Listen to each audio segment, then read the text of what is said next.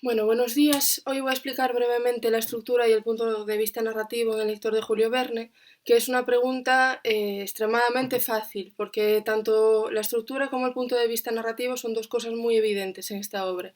Entonces, en lo que habría que centrarse es en saber sacarlo del fragmento concreto que nos propusiesen, ¿no? Entonces, estructura. Tenemos la inspiración de Almudena Grandes en los episodios nacionales de Benito Pérez Galdós. Esto sería una macroestructura, una estructura que implicaría más que el propio lector de Julio Verne. Hablando de esta heptalogía de libros de Almudena Grandes, el último de los cuales ha salido ahora, y que se titula en conjunto Episodios, como los episodios nacionales de Galdós, de una guerra interminable. Entonces, esta inspiración tiene como fin realizar una crónica de 25 años del régimen franquista.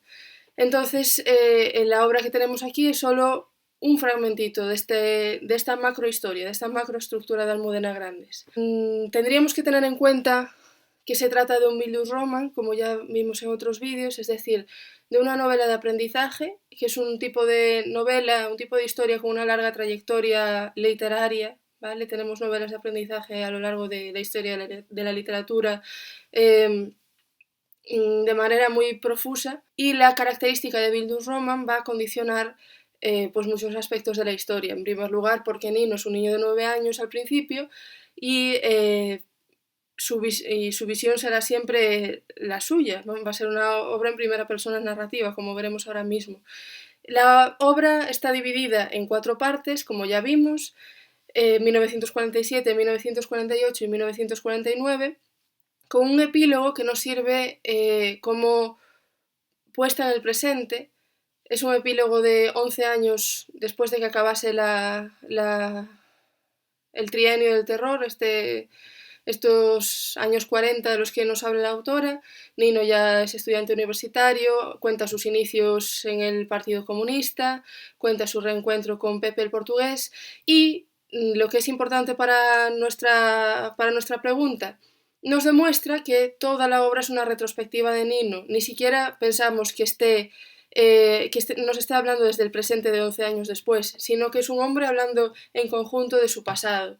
Eso es importante para estructurar el tiempo, como vimos en el otro vídeo, pero también eh, la estructura general de la obra. Nos marca y nos ordena los hechos en un tiempo determinado y desde una voz determinada. En cuanto al punto de vista narrativo, tenemos una voz en primera persona narrativa, Nino, que realmente sabe mucho más de lo que sabía cuando tenía 9, 10 u 11 años, por el hecho de que esté hablando en retrospectiva, de que todo el libro es una gran analepsis. ¿Y esto para qué le sirve a Almudena Grandes? Pues para trazar esos episodios de una guerra interminable de la manera más históricamente correcta posible.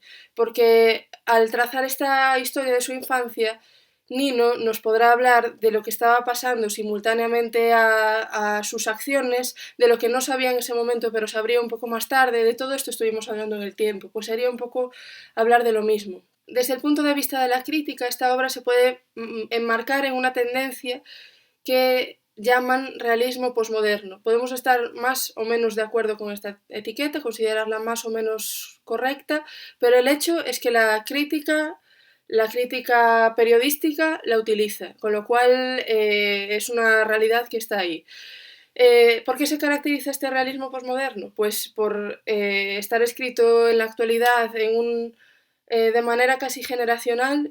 Almudena Grandes escribe muy parecido a sus contemporáneos, a Muñoz Molina, por ejemplo, a Javier Cercas, a Javier Marías, a toda esta gente.